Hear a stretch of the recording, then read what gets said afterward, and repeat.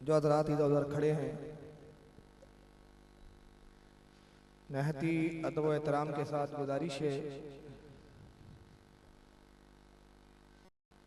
कि सामने की जो नशिस्त खाली है उसको पहले पुर फरमा दें, ताकि बाद में आने वालों को आसानी के साथ जगह की फरावानी मैसर आए।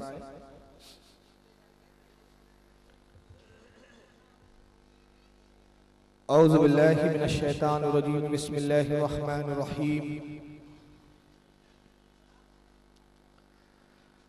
अल्हम्दुलिल्लाह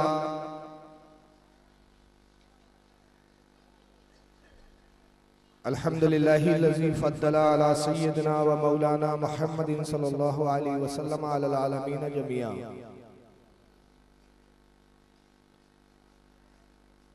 व अक़महु यौमल क़यामति लिल मुज़निबीनल मुतलव्विसीनल ख़ताईनल हालिकीन शफ़ीआ। फ़सल्लल्लाहु तबारक व तआला अलैहि व अला कुल्लि मन हुवा महबूबुन व मर्दियुल लदै सलातन तबक़ा व तदूमी बिदवामिल मलिकिल हय्यिल क़य्यूम व नशहदु अन ला इलाहा इल्लल्लाह वहदहु ला शरीका लह व नशहदु अन्ना सय्यिदना व मौलाना मुहम्मदन अब्दुहु व रसूलुहु बिल हुदा व दीनिल हक़्क़ अरसला। फ़सल्लल्लाहु तबारक व तआला अलैहि व अला आलिहि व अस्हाबिहि व अज़वाजिहि व अहले बैतिहि व ज़ुर्रिय्यतिहि व बारिक वसल्लिम।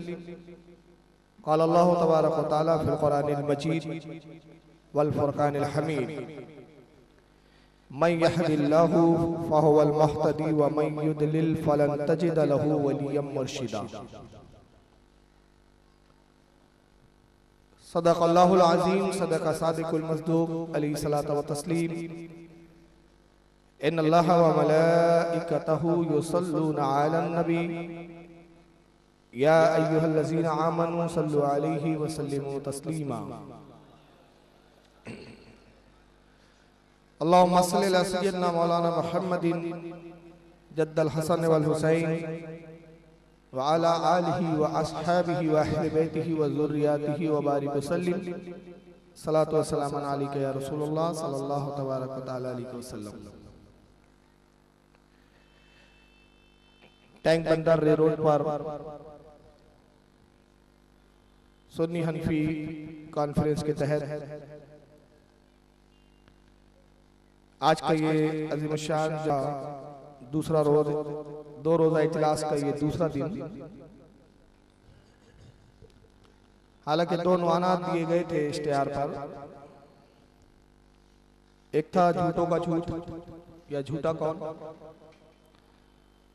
और दूसरा उन्वान था बेदती कौन, इल्जाम किस पर। कल एक उन्वान पर गुफ्तगू हुई, लेकिन उन्वान इतना वसी है, मैं समझता हूँ एक दो नहीं कई मजलिसें भी हो तो उन्वान मुकम्मल नहीं हो सकता। तो इरादा ये हुआ है कि कल का जो नातमाम उन्वान है उसको मुकम्मल किया जाए, फिर इंशाल्लाह कभी मौका मिला तो झूठा कौन, इस पर भी इंशाल्लाह फिर गुफ्तगू होंगी। और इंशाल्लाह आइंदा तारीखों में बॉम्बे में और भी बहुत सारे प्रोग्राम होने वाले हैं मेरे, इंशाल्लाह उनमें से किसी प्रोग्राम में उन्वान दिया जाएगा।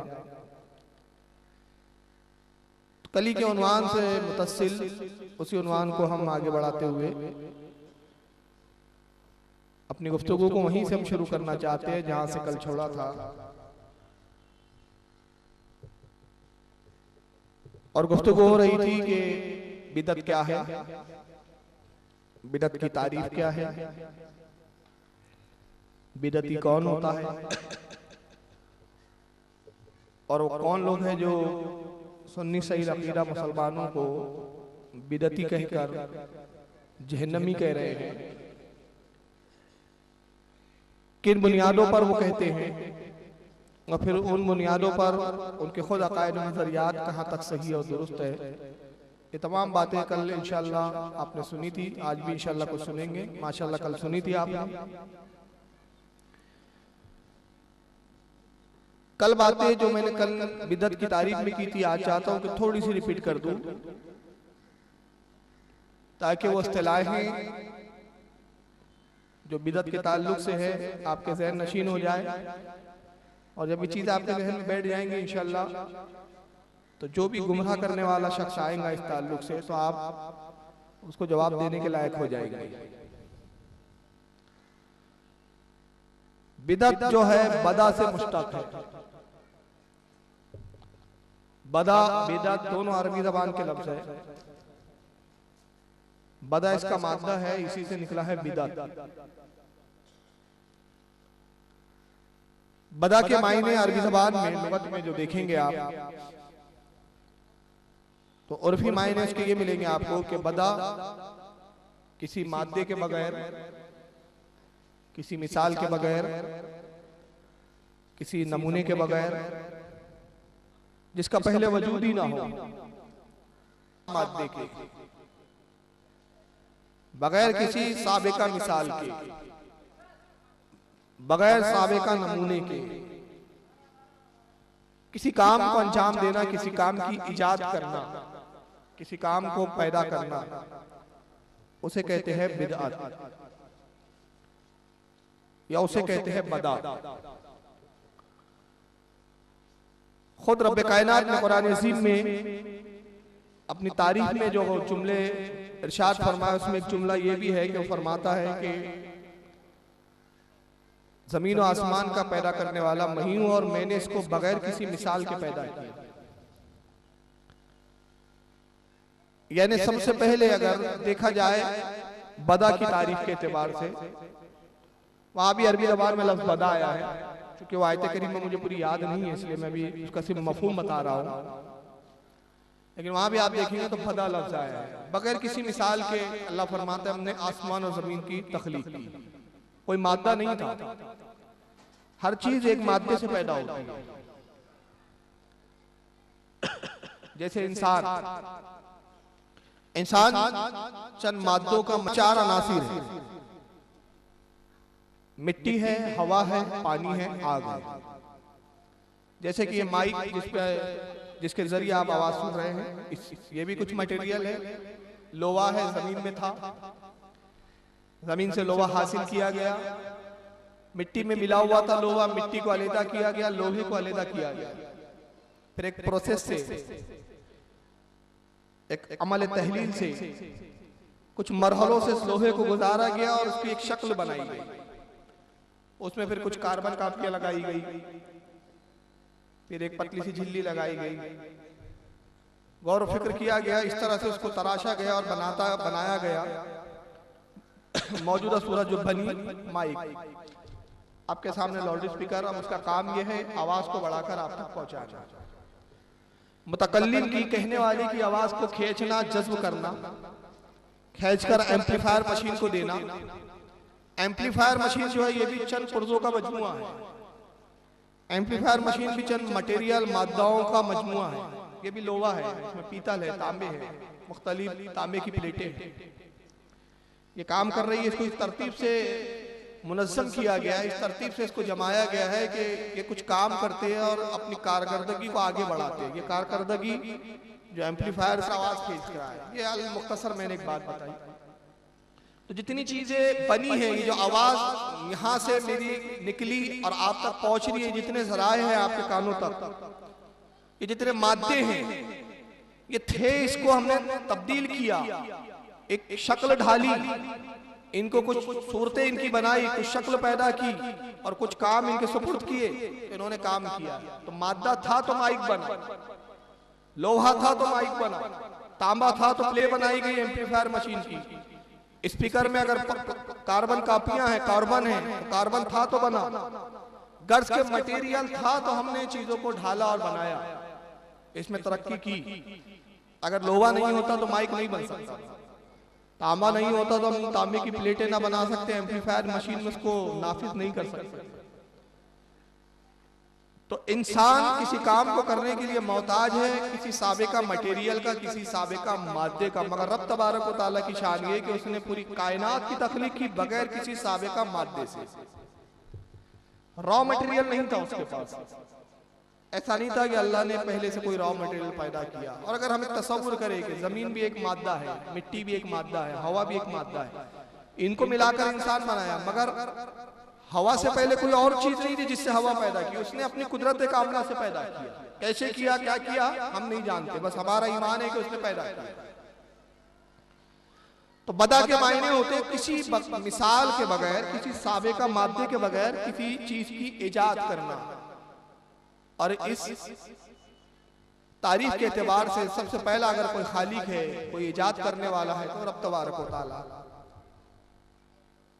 तो गोया इस एतबार से तो अल्लाह भी बिदअती हुआ माज़अल्लाह। तो बहरहाल ये बदा की तारीफ, लेकिन ये तो उर्फी तारीफ थी, लुग़वी तारीफ थी, डिक्शनरी के एतबार से तारीफ थी। इस्तिलाही शरअ में, शरीयत की ज़बान में, शरीयत की इस्तिलाह में बिदअत किसे कहते हैं? तो शरीयत की इस्तिलाह में बिदअत कहते हैं ऐसा काम करना जिसकी शरीयत में पहले नया था, ऐसा काम अंजाम देना, ऐसा फेल अंजाम देना, ऐसा अकीदा तराशना, ऐसा नजरिया पैदा करना जिसकी असल शरीयत में पहले से हो ही नहीं, कुछ भी ना हो। क्योंकि बिदअत की तारीफ है बगैर किसी साबिका मिसाल के कोई चीज की इजाद करना। ये तारीफ किसने बयान की? इमाम इब्न हजर अस्क़लानी,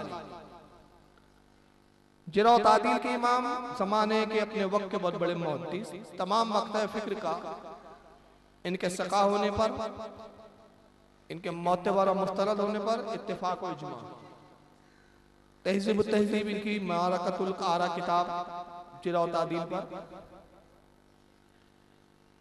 इसके अलावा फतहुल बारी, शरहुल बुखारी, मशहूर ज़माना इनकी शरह जो बुखारी की है। ये तारीफ बिदअत की उन्होंने इब्न तैमिया, जिनको देवबंदी भी कुछ हद तक मानते हैं, उनके दलाइल को तस्लीम करते हैं, और गैर मुक़ल्लिदीन के तो ये समझ लीजिए सब कुछ है। मशहूर ज़माना किताब मजमूल फतावा में जिल्द नंबर 3 सफ़ा 195 पर वो बिदअत की तारीफ क्यों करते हैं? कहते हैं बिदअत वो काम है जो किताब और सुन्नत और इजमा उम्मत के खिलाफ है। यानी किसी बात पर उम्मत का इजमा है, अइम्मा का इजमा है, उसके खिलाफ कोई काम कर रहा है, किताब में बात मौजूद है, उसके अगेंस्ट कोई काम कर रहा है, सुन्नत में चीज मौजूद है, उसके अगेंस्ट में कोई काम कर रहा है, उसे कहते हैं बिदअत। मिसाल के तौर पे अल्लाह के रसूल सल्लल्लाहु अलैहि वसल्लम की हदीस पाक है कि अल्लाह के नबी सल्लल्लाहु अलैहि वसल्लम ने फरमाया कि चांद देखो रोजा शुरू करो, चांद देखो रोजा छोड़ दो। 29 का चांद नजर आए, रोजा स्टार्ट कर दो रमजान का, दूसरे दिन से रोजा शुरू। शव्वाल का चांद नजर आ जाए 29 को, दूसरे दिन ईद कर लो, रोजा छोड़ दो। यह है रसूलुल्लाह का हुक्म, यह है शरीयत का कानून, सरकार ने हुक्म दिया। अब कोई कहे नहीं हम चांद नहीं देखेंगे, चांद देखने की जरूरत नहीं है, हम कैलेंडर के हिसाब से फिक्स कर देंगे तारीख। जैसे 15 अगस्त फिक्स है, 26 जनवरी मनाना फिक्स है, क्रिसमस डे दिसंबर में फला तारीख को, इसी हम अपना रमजान फिक्स कर दें। ये हो गई बिदअत, क्योंकि आपने किताब और सुन्नत के खिलाफ काम किया। यानी इब्न तैमिया की तारीफ के नजदीक और इमाम इब्न हजर के नजदीक बिदअत वो काम जो सुन्नत और किताबुल्लाह से टकराए, हुक्म खुदाबंदी के खिलाफ हो, वो बिदअत है। मगर कोई ऐसा काम जिसके बारे में रसूल का हुक्म नहीं है, मगर वो दीन के फायदे के लिए किया, आपने दीन के फायदे के लिए इजाद किया, वो बिदअत नहीं है, बल्कि उस पर आपको अजर सवाब है। मिसाल के तौर पर रसूलुल्लाह का हुक्म नहीं है कि सड़क पर मजमा जमा करें, पोस्टर छापें, पोस्टर छाप के मुकर्रिर का नाम लिखें, तकरीर का उन्वान रखा जाए, दिन मुकर्रर किया जाए, फिर सब जमा हो जाए, फिर शतरंजियां बिछाई जाए, कुर्सियां लगाई जाए, या फिर मुकर्रिर साहब को भी कुर्सी लगाई जाए, स्टेज लगाया जाए, सारे उलमा बैठे और सब उलमा की मौजूदगी में फिर तकरीर हो। रसूलुल्लाह का हुक्म नहीं है, सरकार ने हुक्म नहीं दिया कि इस तरह से दीन की खिदमत के लिए तुम मजलिस से कायम करो, ऐसा हुक्म नहीं है। मगर ये बिदअत नहीं है, क्योंकि इसकी एक असल मौजूद है। असल क्या है? अवाम से खिताब करना, और रसूलुल्लाह की सुन्नत में चीज पाई गई कि सरकार को जब भी दीन पहुंचाना होता आप मिंबर पे तशरीफ लाते, अवाम से खिताब करते। ये असल थी। अब हमने इसी असल को लिया और उसमें कुछ जिद्दतें पैदा की, हालात के एतबार से, जमाने के एतबार से, और जितनी जिद्दतें हमने पैदा की, जितने इसमें इन्वेंशन किए, जितनी चीजें हमने इजाफा की, उसमें कोई चीज ऐसी नहीं है जो रसूल की सुन्नत से टकराती हो। मसलन हमने इश्तिहार छापे जलसे के ऐलान के लिए, इश्तिहारात रसूल की किसी सुन्नत से नहीं टकराते।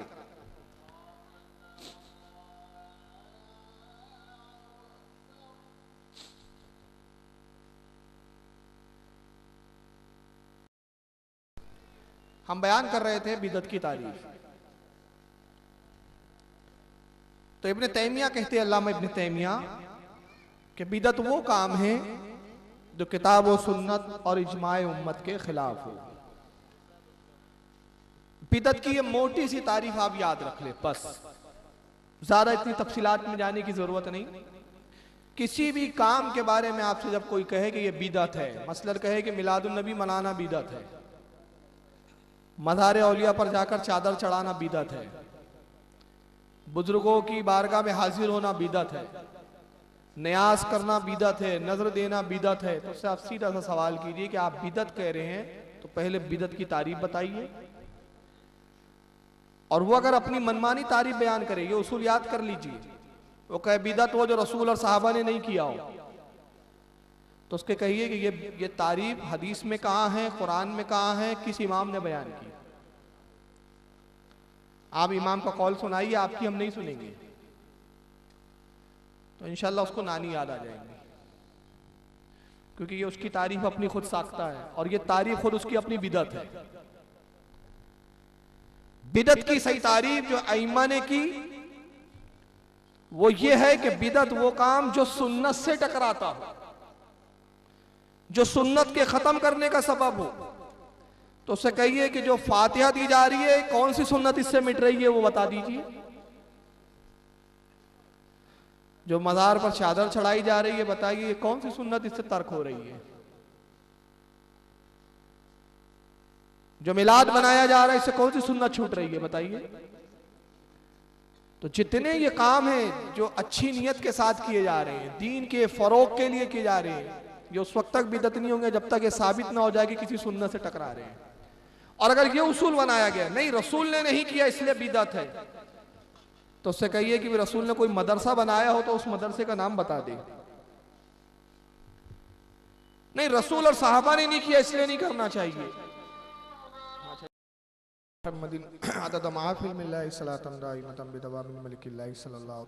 एक बार फिर ऐलान कर दूं कि इशा की जमात जलसे के बाद जमात सानी होंगी। पहली जमात हो रही है माशाल्लाह। जो आज़ाद पढ़ना चाहे वो जा सकते हैं मस्जिद में, और जो जलसे में हैं वो जलसे के बाद जमात सानी में शरीक होके नमाज पढ़ कर जाए। बिदअत की तारीफ आपने सुनी। बिदअत की तारीफ क्या है, किसे बिदअत कहते हैं, बताइए। जो सुन्नत को खत्म कर दे, तर्क कर दे। तो किसी भी काम के बारे में आपसे जब कहा जाए कि ये बिदअत है, तो आप पलट कर सवाल कीजिए कि अगर आपके नजदीक ये काम बिदअत है तो बताइए इससे कौन सी सुन्नत मिट रही है। फिर अगर वो कोई कहे कि नहीं बिदअत की एक तारीफ तो ये भी है ना कि जिसकी मिसाल ना हो, तो रसूलुल्लाह के ज़माने में हमें मिलाद की मिसाल नहीं मिलती इसलिए मिलाद बिदअत हुआ। रसूल के दौर में हमको फातिहा की मिसाल नहीं मिलती इसलिए बिदअत हुआ। तो उनसे कहिए कि नहीं मादा मटेरियल मौजूद था, मटेरियल हो तो चीज़ तराशी जाती है, सवारी जाती है। सवारना बिदअत नहीं है। सवारना अगर बिदअत होता तो नबी पाक सल्लल्लाहु अलैहि वसल्लम ने मस्जिद बनाई। मस्जिद बनाना असल है, लेकिन जो मस्जिद बनाई सरकार ने वो कैसी थी, वो खजूरों के पत्तियों की छत के साथ थी, मिट्टियों की दीवारों के साथ थी। मगर आज आप आलीशान मस्जिद बनाते हैं, उसको बिदअत नहीं कहेंगे। आपने मस्जिद को संवारा है, और संवारने में नमाजियों के लिहाज के लिए आपने कुछ मस्जिदों में एसी भी लगा दी, बेहतरीन कालीन भी बिछा दी, अच्छी जा नमाजें भी बिछा दी। जबकि सहाबा कराम खुद कहते हैं कि हम मस्जिद नबवी में नमाज पढ़ते, और जब बारिश के दिन होते तो हाल ये होता कि कीचड़ की वजह से मस्जिद का फर्श कीचड़ आलूद हो जाता और हम जब सजदा करते तो हमारे कपड़े और पेशानी कीचड़ से भरी हुई होती थी। मगर आज हमारी मस्जिदें ऐसी नहीं है। आपने मस्जिदों को संवारा, तो ये मस्जिदों को संवारना, मस्जिदों में कालीन बिछाना, मस्जिदों में एसी लगाना, ये बिदत नहीं कहलाएगा। क्यों नहीं कहलाएगा? मस्जिद बनाना ये असल से साबित है। जब असल मिल गई उसको आप संवार सकते हैं। तो मिलाद बिदत नहीं हो सकता, इसलिए कि मिलाद तो नबी ने मनाया, ये असल से साबित है। सहाबा ने मिलाद का जिक्र किया, सहाबा ने मिलाद की हदीसें बयान की, हदीसें आई, ताबई ने सुनी, ताबई से तबे ताबई ने सुनी, अइम्मा ने लिखी, किताबों में जमा किया। वो किताबें पढ़ के हम बता रहे हैं कि रसूलुल्लाह पैदा हुए तो इस तरह पैदा हुए थे, सरकार की तशरीफ आवरी हुई तो इस तरह से तशरीफ आवरी हुई थी, सरकार इस तरह तशरीफ लाए, ये मोजेज़ात थे, ये करामात थी रसूलुल्लाह की, ये अंदाज था सरकार के दुनिया में जलवागर होने का। तो जो कुछ हम बयान कर रहे हैं इसकी असल पाई गई, लिहाजा ये बिदत नहीं होगा।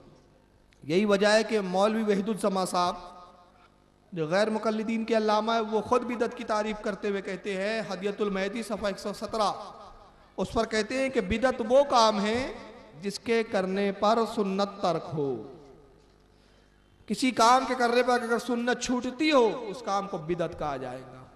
तो अब जहां जहां हदीसों में बिदती की मजम्मत आई है, बिदती की बुराई आई है, जहां जहां हदीसों में जिक्र आया कि कोई बिदती है तो उस पर ये गुनाह, कोई बिदती है तो जहन्नम में जाएगा, तो आप फौरन समझ ले कि यहाँ बिदती से मुराद वो जो ऐसा काम कर रहा है जो शरीयत से टकरा रहा है, ऐसा काम करने वाला जो सुन्नत को मिटाने का सबब बन रहा है, ऐसा शख्स जो सुन्नत को तबाह कर रहा है, वो है बिदती।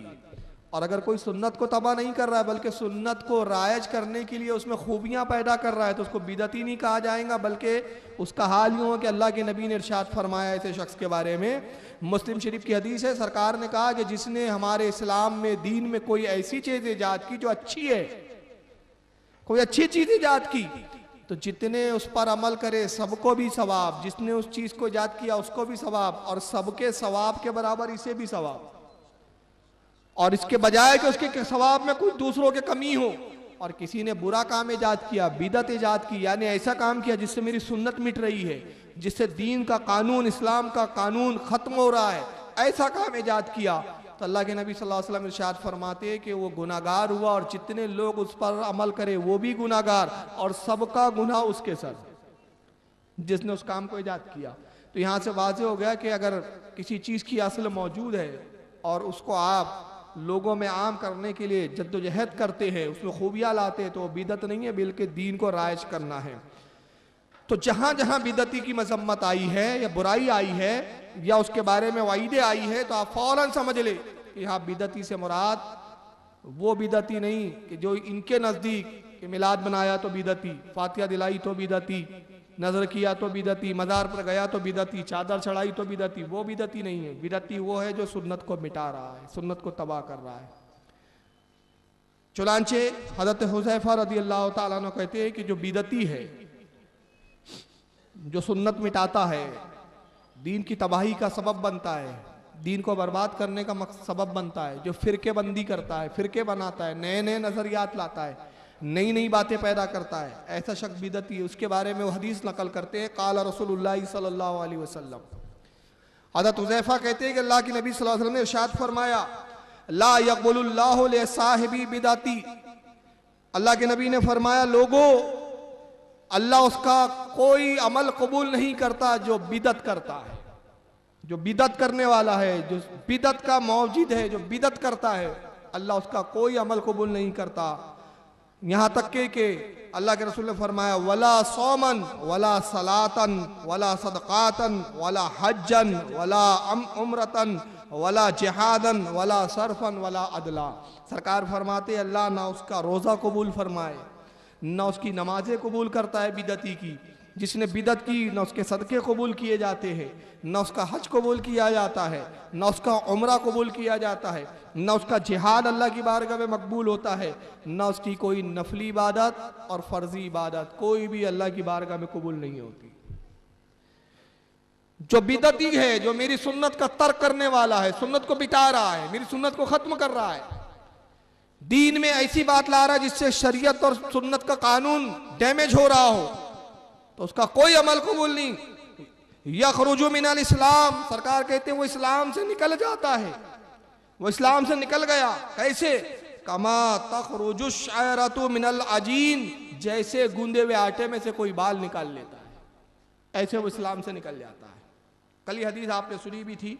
और हज़रत अनस इब्न मालिक रदियल्लाहु ताला अन्हु रसूलुल्लाह से नकल करते हैं, सरकार ने फरमाया कि जिसने बिदअत की, जिसने ऐसा काम ईजाद किया जो मेरी सुन्नत को ख़त्म करने वाला है, ऐसा शख्स जो इस्लाम के कानून को ख़राब कर रहा है, सरकार फरमाते अल्लाह ने इस पर तौबा का दरवाज़ा बंद कर दिया है।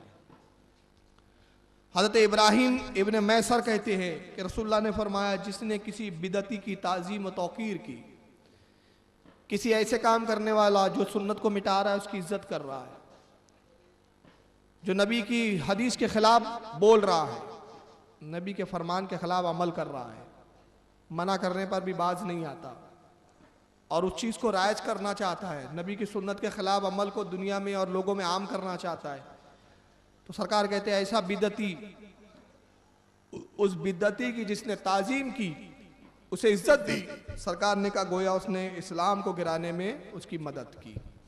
बहरहाल ये चंद हदीसें मैंने जहन नशीन दोबारा करा दी ताकि आप बिदअती की मजम्मत भी जान ले, बिदअत की तारीफ भी समझ ले।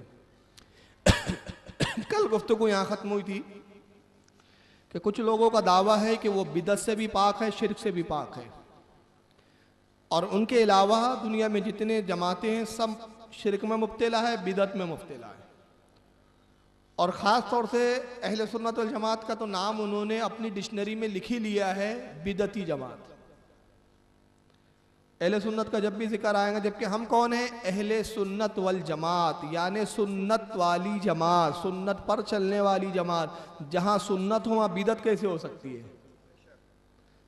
ये दोनों एक जगह जमा नहीं हो सकती। हम अहले सुन्नत वल जमात है, हम बिदअती जमात नहीं है। और सुन्नत वल जमात को बिदअती कहना ये खुद इनकी अपनी बिदअत है। मुसलमानों को बिदअत के फतवे लगाना बगैर दलील के, बगैर किसी बात के, ये खुद बिदअत है।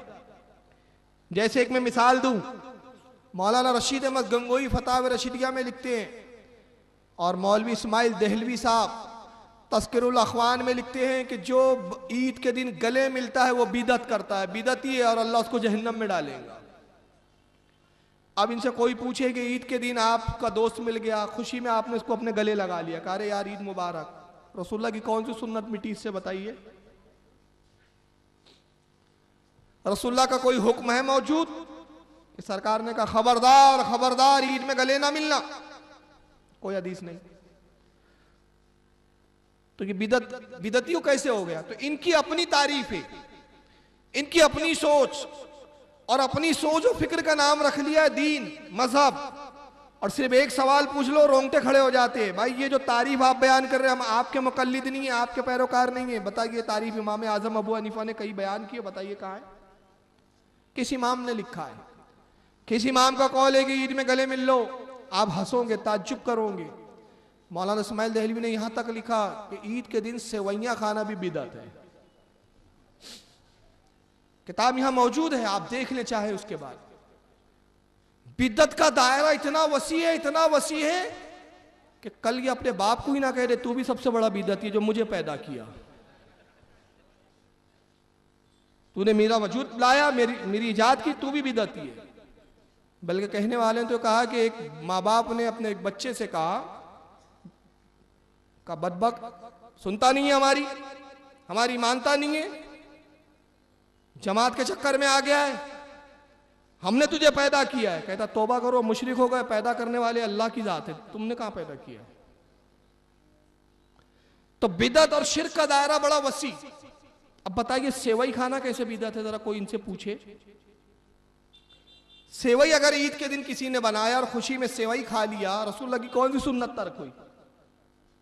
रसूलुल्लाह का किसी हदीस में कौल मौजूद है, किसी सहाबा ने कहा, किसी इमाम ने लिखा, किसी इमाम का कौल किसी किताब में मौजूद है, कहा लोगों खबरदार खबरदार, ईद के दिन सब खाना, गोश्त खाना, बकरा खाना, मुर्गा खाना, खबरदार सेवई नहीं खाना वरना बिदअती हो जाओगे। है किसी किताब में? नहीं।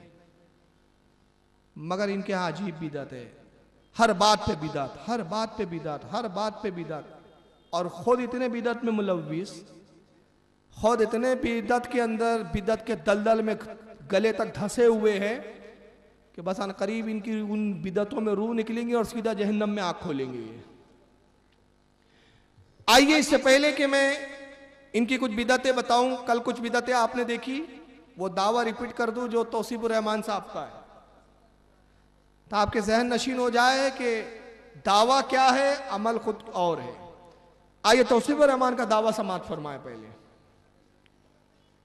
ये अभी 4 दिनों की पैदावार है, ये अंग्रेजों के दौर से चले हैं, ये वहाबी है, ये ला मजहब है, ये गैर मुकल्लद है, इनका इजाद करने वाला अंग्रेज है। आइए हम आपको बताते हैं हम हैं कौन, हमारा तारुफ क्या है। अब देखिए, रोक रहा हूं, हम आपको बताते हैं हम कौन। अगर आप पुराने तो बताने की जरूरत क्यों पड़ रही है? इससे पता चला कि आप नए हैं और अपनी पहचान पुरानी बताना चाह रहे हैं। भाई जैसे ये मोबाइल है, ये मेरे पास नोकिया का मोबाइल है, ये आउट ऑफ डेट हो गया है ये मोबाइल। हाँ हो गया है भैया, मैं पुराना ही चलाता हूँ, गरीब आदमी हूँ। जी जी हजरत कह रहे बहुत गरीब जी। बहरहाल हजरत के मुकाबले में तो गरीब ही हूँ।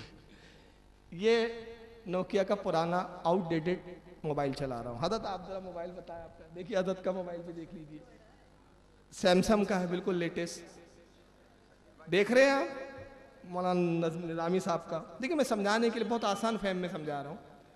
ये मोबाइल देखते से ही हर कोई क्या कहेगा, भाई बहुत पुराना है। मुझे बताने की जरूरत, जो पुरानी चीज होती है उसको बताना नहीं पड़ता। आप अपना तारुफ पेश कर, इसका पता चला लोग जानते नहीं, इसलिए तो आप बता रहे हैं।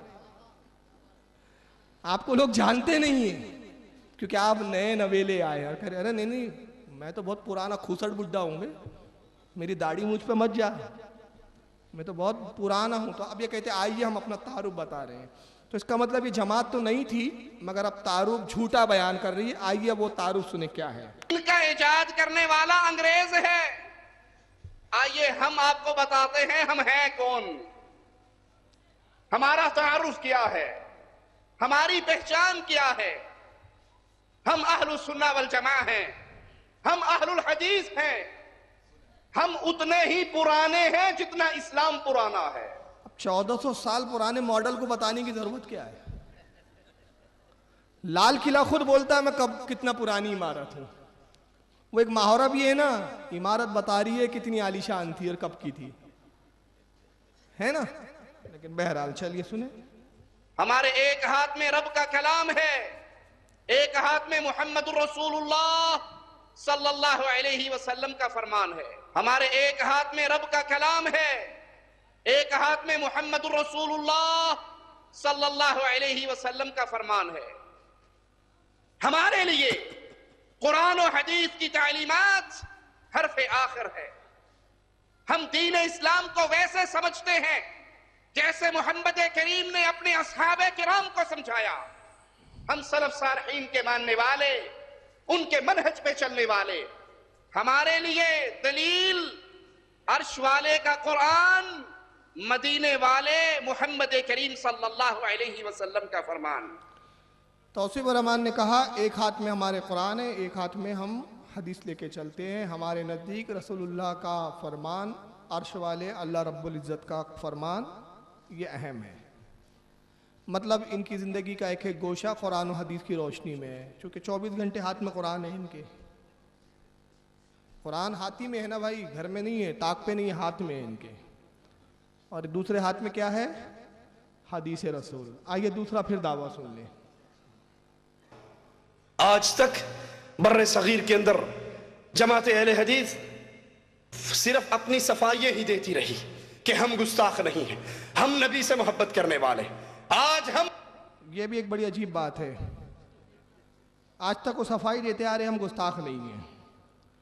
सवाल ये है कि आप सफाई दे रहे किसको और मांग कौन रहा है आपसे? पहला सवाल। भाई मैं सुन्नी हूं, मुझे कहने की जरूरत है?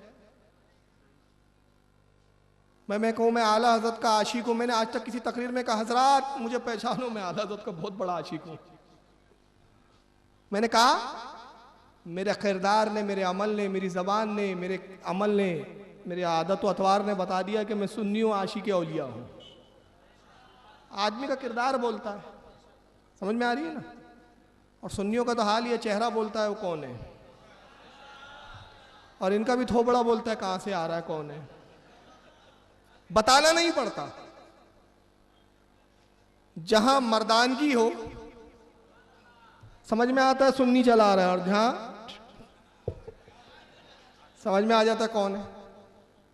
आदमी को बोलना नहीं पड़ता है मुंह से, उसका हुलिया बताता है वो कौन है, कहां से आ रहा है, नदवा से आ रहा है कि मदीने से आ रहा है।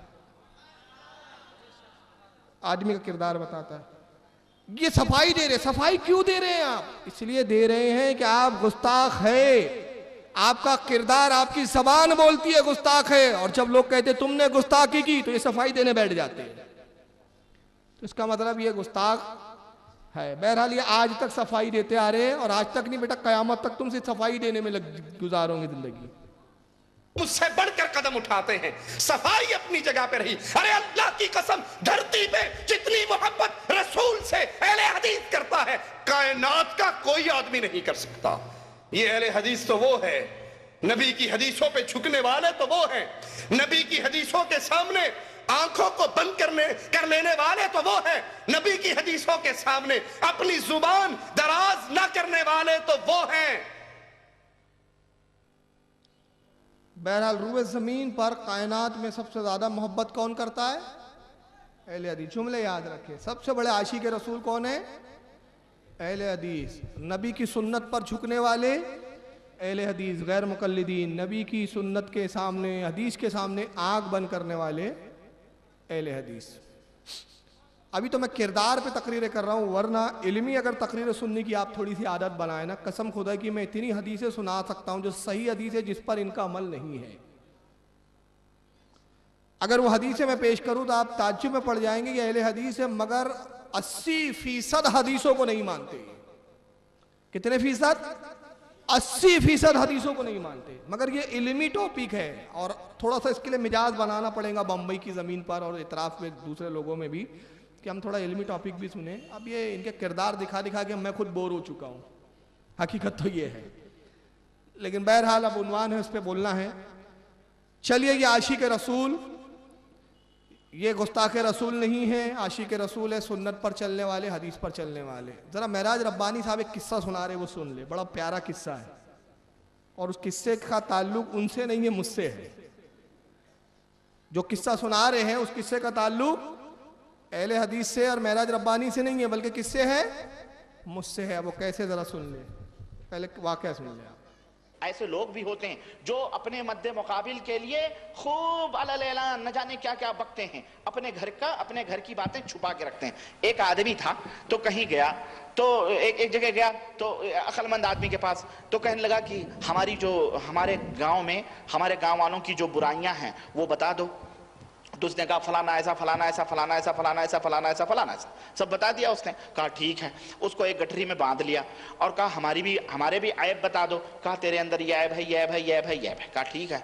अब उसने क्या किया, जो गांव वालों की, बस्तियों वालों की के ऐब थे उसको आगे गठरी लटका लिया, और दूसरा हिस्सा जो है अपना वाला जो था वो पीछे डाल लिया, और अब आगे अपना लटका लिया। और बस्ती में आया, कहने गए फलाने तुम्हारे अंदर ये ऐब है, फलाने तुम्हारे अंदर ये ऐब है। अब लोग कहने यार इसको कैसे मालूम हो रहा है, इसको कैसे पता चला हमारे अंदर ये है, हमारे अंदर ये। अब लोग शर्मसार होने लगे। कोई था मन चला, उसने पीछे मुड़ के पीछे जाके देखा तो एक पोटली पीछे भी लटक रही थी। उसने पीछे से निकाला तो इसके ऐब थे। कहा मियां तुम तो दूसरों के ऐब बता रहे हो, ये कौन से ऐब हैं? ये तुम्हारे ऐब हैं, ये तुम्हारे ऐब हैं। ये तो ऐसे ही शर्मिंदा हो गया। तो ऐसे ही हमारे यहाँ के मौलवी धमा चौकड़ी मचाते हैं हमारे मुल्कों के अंदर, वो दूसरों के ऐब उछालते हैं, ये तुम्हारे ऐब, ये तुम्हारे, अपने ऐब भूल जाते हैं जब दूसरों की बुराइयां करना शुरू करते हैं। मेरे अजीजों, मेरे दोस्तों, ऐब है चाहे जिसके अंदर हो, ऐब है चाहे जिसके अंदर मौजूद हो, बड़े के अंदर भी हो, छोटे के अंदर। बेऐब सिर्फ अल्लाह के रसूल सल्लल्लाहु अलैहि वसल्लम की जात है जो मासूम है।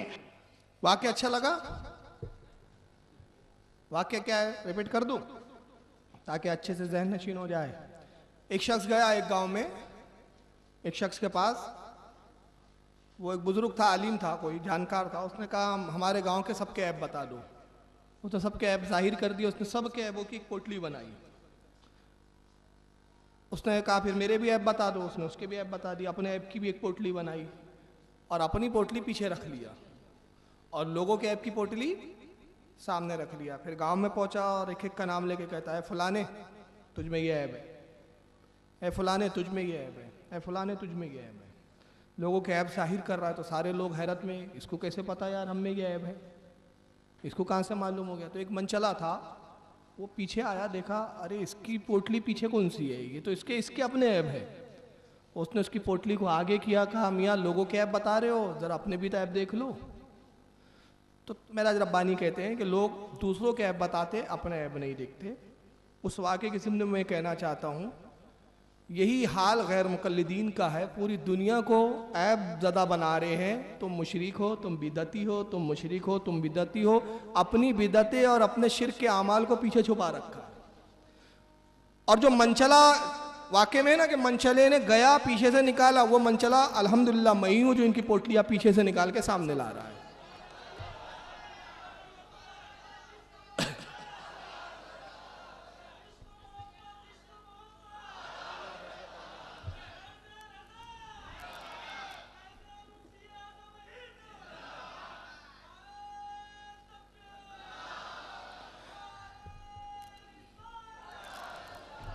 तो पूरी दुनिया को मुशरिक और बिदती कह रहे हैं, लोगों को ऐबज़दा बता रहे हैं और अपने ऐप कहाँ छुपा रखे थे, पीछे। अब हमने कहा पीछे मत छुपाओ, प्रोजेक्टर स्क्रीन पे सामने लाएंगे और लोगों को बताएंगे तुम खुद कितने बड़े ऐबी हो। आइए, ऐबों का इनका सबसे बड़ा ठिया और सबसे बड़ा मरकज़ है इस वक्त सऊदी अरबिया, क्योंकि पूरी रियाल वहीं से इनको दस्तयाब होती है। पूरा ज़कात खैरात का जो मामला है उसी से वाबस्ता है। सारे भिखारियों की पनाहगाह वही है इस वक्त। जितने नजद के रियाल के भिखारी है सब आपको वहीं मिलेंगे। अब देवबंदी थोड़ा मुखालिफत में आ गए हैं। एक प्रोग्राम हो चुका है मेरा, दो सगे भाई मगर आपस में दुश्मन। कल तक आपने खुद सुना होगा देवबंदी हमारे सुन्नियों को कहते थे, अरे यार ये क्या बात हुई, तुम हरम में जाते हो, हरम के इमाम के पीछे नमाज नहीं पढ़ते, हरम में जाते हो यार, हरम के इमाम की कितनी बड़ी महरूमी है, हरम के इमाम के नहीं पीछे पड़ते। अब उन्होंने इनको जूते मारे, टुकड़े डालना बंद कर दिया, अब ये भी गालियां बकने लगे उनको। तो अब आइए, इनका सबसे बड़ा जो मरकज है, जिसको ये इस्लामी हुकूमत, जिसको ये दारुल अमल, दारुल सल्तनत, दारुल इस्लाम, दुनिया भर का नाम देते हैं, बल्कि यहाँ तक कहते हैं कि बादशाह इस्लाम जो वहाँ के वो तो अमीरुल मोमिनीन है, इस वक्त के अमीरुल मोमिनीन है वो। रुए ज़मीन पर अगर कहीं इस्लामी हुकूमत कायम है, इस्लामी निज़ाम कायम है, तो वो सऊदी अरबिया है। वहाँ ना कोई बिदत है ना कोई शिरक है। आइए, सऊदिया की तारीफ में कल भी ये जुमला सुनाया था, दावा रिपीट कर दो, अब उसके बाद फिर हम आगे बढ़ेंगे। सुने। मोहम्मद बिन अब्दुल वहाब रहमतुल्लाह अलैह, मोहम्मद बिन अब्दुल वहाब रहमतुल्लाह अलैह, जिन्होंने इस ममलकत सऊदिया को कुफ्र और शिर्क की गंदगियों से पाक किया, और आज अल्लाह की बरखा हो रही है, आज रहमत नाजिल हो रही है, और आज दुनिया इसकी तरफ तवज्जो से देख रही है कि अगर दुनिया के अंदर कोई अमन और शांति का मुल्क है तो एक ममलकत सऊदिया अरबिया है, जो एक फूल की तरह खुशबू बिखेर रहा है पूरी दुनिया के अंदर।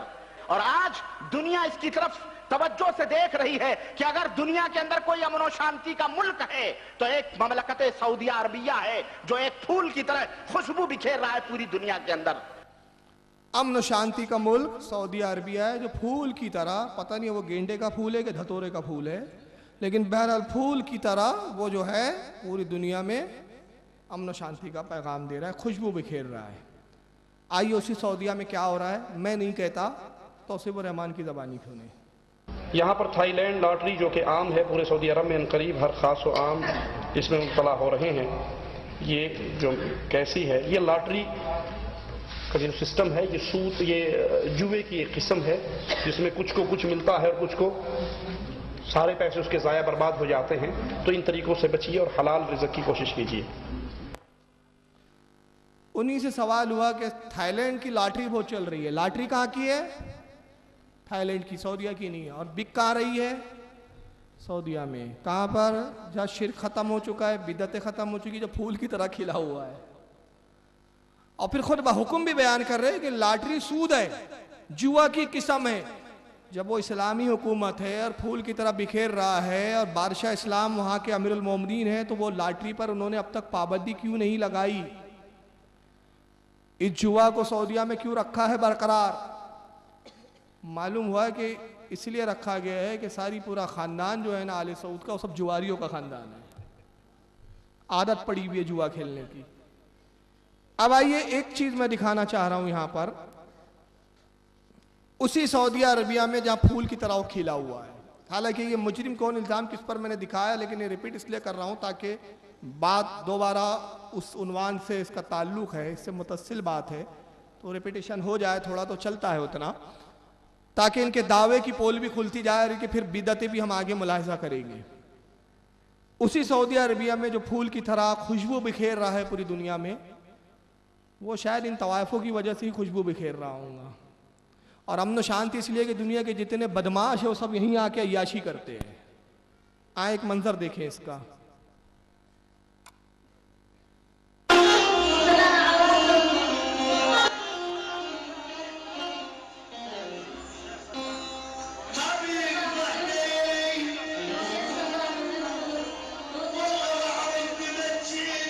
बहुत लंबी वीडियो है, मैं उतना सा दिखा के आपको समझा दिया मैंने क्या मकसद है।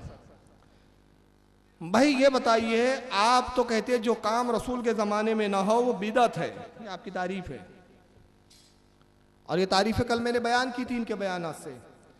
सऊदी अरबिया में क्लब है जहाँ रंडीबाजियाँ होती है, जहाँ तवाइफें होती है, और नोट आप निछावर करते हैं। ये किसका सबूत क्या कुरान और हदीस में मिलता है? सहाबा के दौर में